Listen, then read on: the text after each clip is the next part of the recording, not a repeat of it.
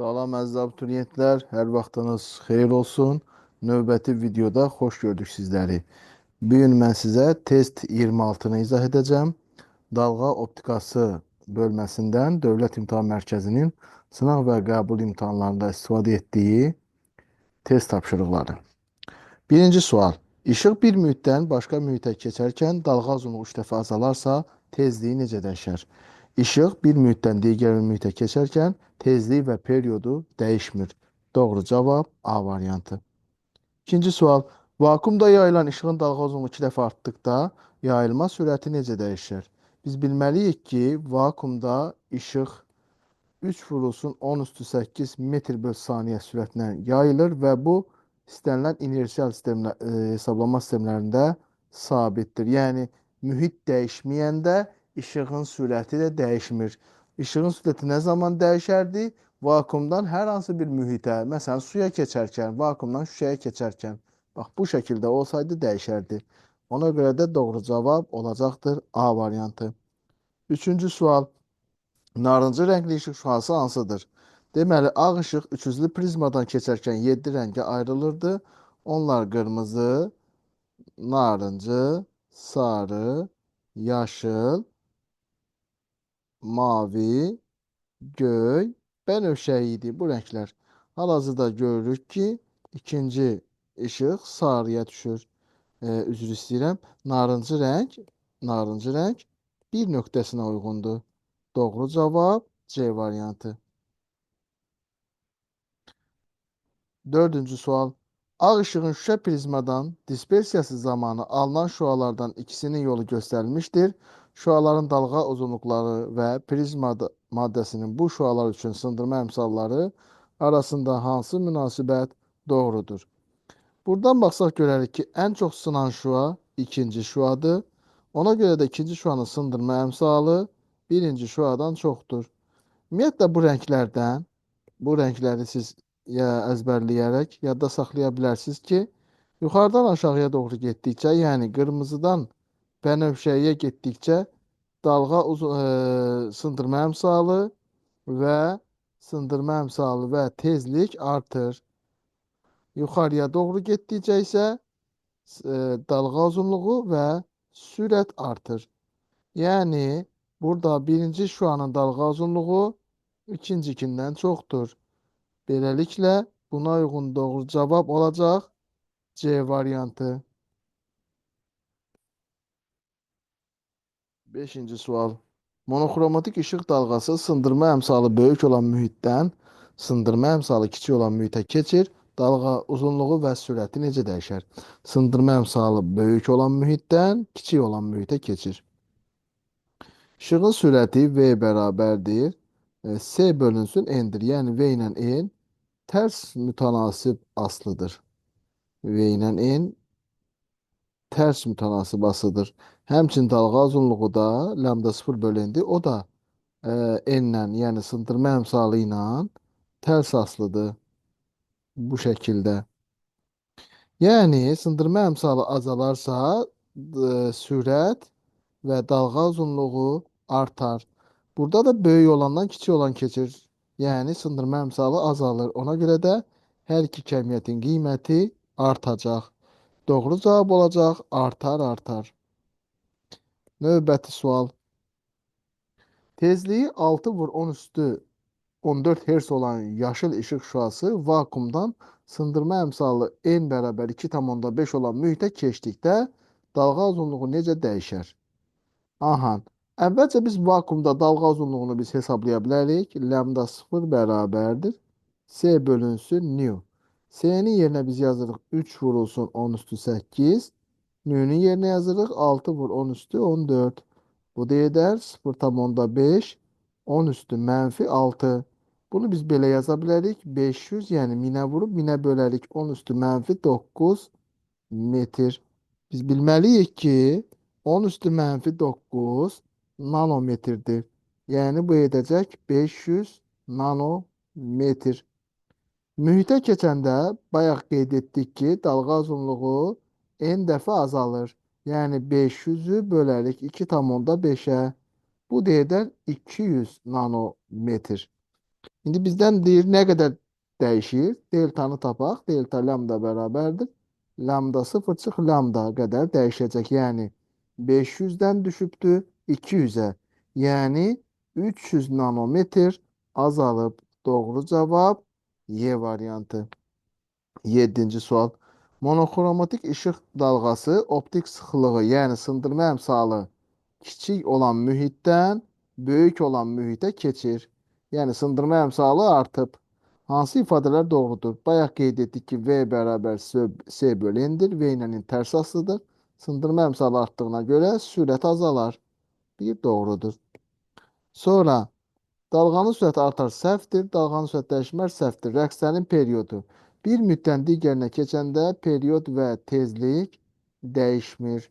Ona görə də period dəyişməz doğru variantdır. Beləliklə doğru cavab 1-4 A bəndi. 8-ci sual. El uzunluqlu en sayda cizgisi olan difraksiya qəfəsinin üzərinə perpendikulyar istiqamətə tezliyi nü olan monoxromatik işıq seli düşür.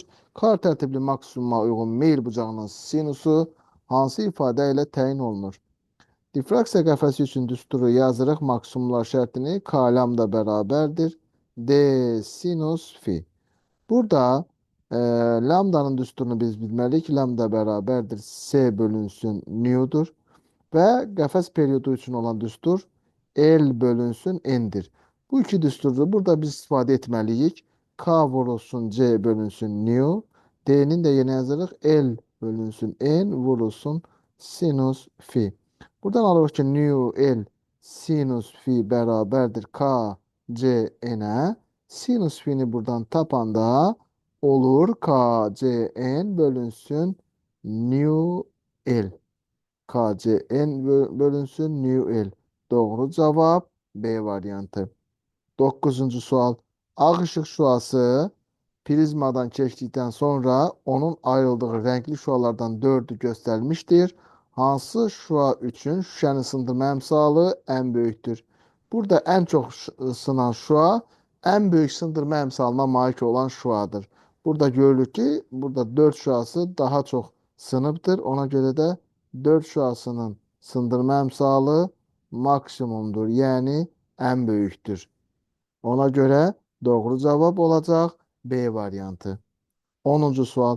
İşıq bir mühitdən başqa mühitə keçərkən sürəti 1,5 dəfə azalarsa, tezliyi necə dəyişər? Tezliyi az əvvəl də qeyd etdik. Tezliyi ilə period dəyişməz. Doğru cavab C variantı. 11-ci sual. Difraksiya qəfəsi üzərinə ağ işıq düşür. İkinci tərtib spektrində hansı rəngli şüalar üçün meyletmə bucağı ən kiçikdir? Difraksiya qəfəsinin düsturunu yazırıq. K lambda bərabərdir. D sinus fi. Meyletmə bucağının ən kiçik olması üçün dalğa uzunluğu ən kiçik şüa difraksiya qəfəsi üzərinə düşməlidir. Dalğa uzunluğu isə qırmızıdan bənövşəyə doğru getdikcə, qırmızıdan bənövşəyə doğru getdikcə dalğa uzunluğu azalırdı. Deməli, bənövşəyi rəngli şüanın dalğa uzunluğu ən azdır.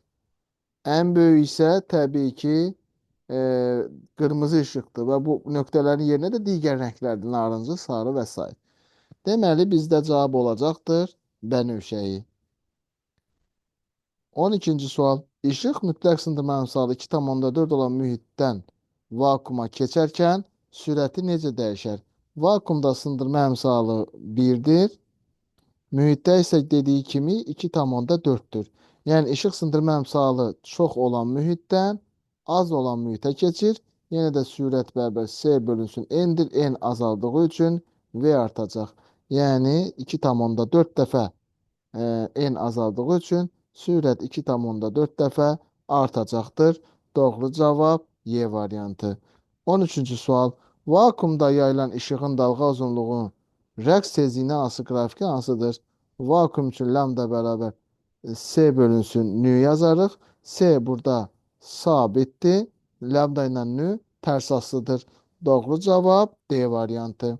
14-cü sual. Difraksiya qəfəsinin üzərinə tezliyi 6/10^14 Hz olan işıq dalğası düşür. Alınan spektrdə maksimumların ən böyük tərtibi 4 olarsa, 1 millimetrdə olan ştrixlərin sayını hesablayın. Maksimumların düsturunu yazırıq. K lambda bərabərdir D. Artıq burada sinus fi'ni biz yazmayasıyıq. Çünki maksimum tərtibdə sinus fi sinus 90 dərəcədə təxmin 1 alır. Ona görə yazırıq K lambda bərabərdir D. Lambdanın düsturunu yazırıq. S bölünsün nu. K'nın düsturunu yazırıq. L bölünsün n. Bunları gətirib burada yerinə yazırıq. Deməli, L bölünsün n.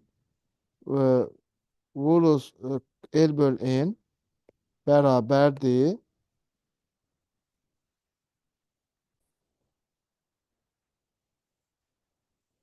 Bərabərdir.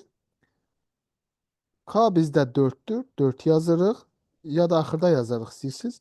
K qalsın yerində. Lambdanın yerinə də S bölünsün nu yazarıq. Buradan alırıq ki K, C, N bərabərdir. Nu vurulsun L. Buradan N'i tapanda olur. Nu L bölünsün K, C. Nu bizdə 6 vur 10 üstü 14'tür. R 1 milimetr yani 10 üstü mənfi 3'tür.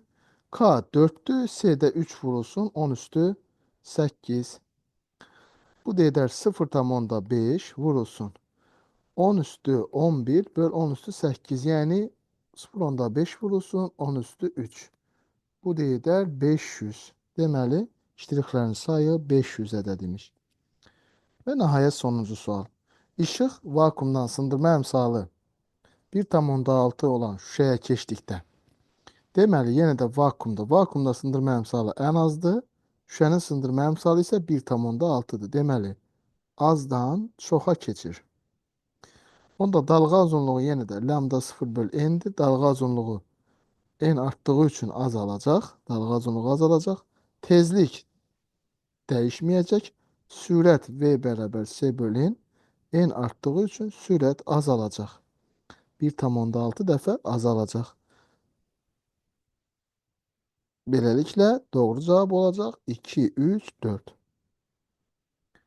Beləliklə, əziz abituriyentlər, dalğa optikasına aid sınaq və qəbul imtahanlarında istifadə edildiyi test tapşırıqlarını izah etdim.